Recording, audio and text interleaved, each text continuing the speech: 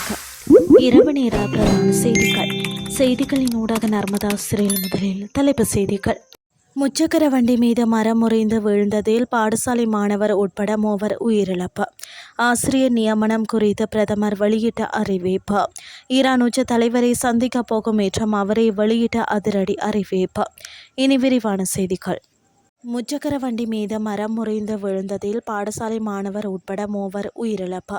நாவலப்பிட்டி மாபாகந்த பகுதியில் பயணித்துக் கொண்டிருந்த முச்சக்கர வண்டி மீது மரம் ஒன்று முறிந்து விழுந்ததில் அதில் பயணித்த பாடசாலை மாணவர் உட்பட 3 சம்பவ இடத்திலேயே உயிரிழந்துள்ளதாக நாவலப்பிட்டி காவல்துறையினர் தெரிவித்துள்ளனர்.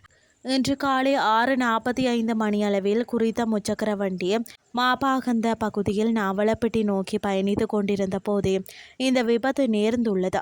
பிரதான வீதிக்கு அருகில் இருந்த இந்த பெரிய மரம் முறிந்து விழுந்ததில் முச்சக்கர வண்டியில் இருந்த 3 சம்பவ இடத்திலேயே உயிரிழந்துள்ளதுடன் அதன் சாரதி அதிர்ஷ்டவசமாக உயிர் தப்பியுள்ளார்.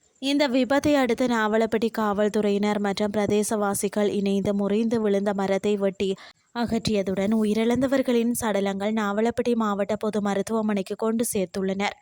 நெடுங்காலமாக பழுதடைந்த நிலையில் காணப்பட்ட இந்த மரத்தை வெட்டி அகற்றுமாறு சம்பந்தப்பட்ட அதிகாரிகளுக்கு பலமுறை அறிவித்தும் அதற்கு முறையான தீர்வு வழங்கப்படாதமையினாலேயே இந்த துரதிர்ஷ்டவசமான விபத்து நேர்ந்துள்ளதாக பிரதேசவாசிகள் குற்றம் சுமத்தியுள்ளனர். விபத்து குறித்து நாவலப்பிட்டி காவல்துறையினர் மேலதிக விசாரணைகளை மேற்கொண்டு வருகின்றனர். இந்த ஆண்டு இறுதிக்குள் 23,000 பேருக்கு ஆசிரியர் நியமனம் வழங்க அரசாங்கம் திட்டமிட்டுள்ளதாக பிரதமரும் உயர்கல்வி மற்றும் தொழிற்கல்வி அமைச்சருமான கரணி அமரசூரிய தெரிவித்துள்ளார். இதன் மூலம் வரும் 2027 ஆண்டாகும் போது பாடசாலைகளில் நிலவும் ஆசிரியர் பற்றாக்குறையை கணிசமான அளவு குறைக்க முடியும் என அவர் மேலும் சுட்டிக்காட்டினார்.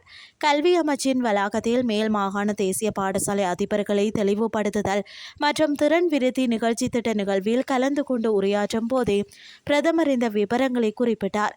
இது குறித்து அவர் மேலும் தெரிவிக்கையில் ஆசிரியர் நியமனங்கள் தொடர்பான நீதிமன்ற தீர்ப்புக்கு அமைய 23,000 புதிய ஆசிரியர்களை பாடசாலை கட்டமைப்பிற்குள் இணைத்துக் கொள்வதற்கான அனுமதி கிடைத்துள்ளது. இந்த வருட இறுதிக்குள் இந்த ஆசிரியர் நியமனங்களை செய்து முடிக்க அரசாங்கம் திட்டமிட்டுள்ளது.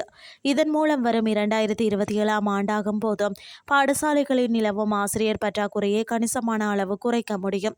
பாடசாலைகளில் தற்போது ஆரம்பிக்கப்பட்டு இடைநடுவே நின்று போயுள்ள உள்கட்டமைப்பு மற்றும் சுகாதார வசதி மேம்பாட்டு திட்டங்களை மிக விரைவாக நிறைவு செய்து மாணவர்களின் பயன்பாட்டிற்கு வழங்க அரசாங்கம் நடவடிக்கை எடுத்துள்ளது. 2027 ஆண்டு முதல் புதிய பாடசாலை அபிவிருத்தி திட்டங்களை ஆரம்பிப்பதற்கான திட்டவட்டமான வரைப்புகளை அரசாங்கம் ஏற்கனவே தயாரித்து வருகின்றது. ஒவ்வொரு பிள்ளைகளுக்கும் அன்பு, பாதுகாப்பு மற்றும் அரவணைப்புடன் கூடிய உன்னதமான இடமாக பாடசாலையை மாற்றுவதற்கான பொறுப்பை அரசாங்கம் முழு நம்பிக்கையுடன் ஏற்றுக்கொள்கிறது. நெருக்கடி மிக்க சூழல்களிலும் இருக்கும் வளங்களை சரியாக முகாமைத்துவம் செய்த கல்வி நடவடிக்கைகளை தடையின்றி முன்னெடுத்து செல்ல அதிபர்கள் வழங்கும் அர்ப்பணிப்பு பாராட்டத்தக்கது. இலங்கையின் கல்வித்துறையில் நீண்ட காலமாக நிலவி வரும் கட்டமைப்பு பிரச்சினைகளை ஒட்டுமொத்தமாக புரிந்து கொண்டு அனைவருக்கும் சமமான வாய்ப்புகளை வழங்கும் வகையில் கல்வித்துறையை மாற்றுவதற்கான நிலையான நீண்டகால திட்டம் ஒன்றும் அரசாங்கத்திடம் உள்ளது என தெரிவித்தார். இனி வெளிநாட்டு செய்திகள்.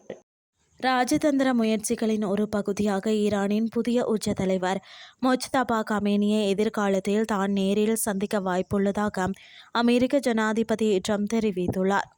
ஈரான் நாட்டின் மிக முக்கியமான முடிவுகளை எடுக்கும் அதிகாரம் புதிய உச்சத்தலைவர் மொஜ்தபா கமேனியிடம் உள்ளதாக தான் நம்புவதாகவும் அவருடன் நேரடி பேச்சுவார்த்தை நடத்த அமெரிக்கா தயாராக இருப்பதாகவும் ட்ரம்ப் குறிப்பிட்டுள்ளார். நான் அவரை நேரில் சந்திக்க விரும்புகிறேன். சூழ்நிலைகள் எவ்வாறு அமைகின்றன என்பதை பொறுத்து நாம் ஒரு கட்டத்தில் கண்டிப்பாக சந்திப்போம் என்று ட்ரம்ப் தெரிவித்துள்ளார். போர் தொடங்கியதிலிருந்து மொஜ்தபா கமேனி பொதுவெளியில் தோன்றவில்லை. அறிக்கைகள் மூலமே அவர் இதுவரை தனது முடிவுகளை அறிவித்து வருகிறார். இது தொடர்பாக ட்ரம்ப் தெரிவிக்கையில் அவர் நல்ல ஆரோக்கியத்துடன் இருப்பதாக நான் கேள்விப்படவில்லை.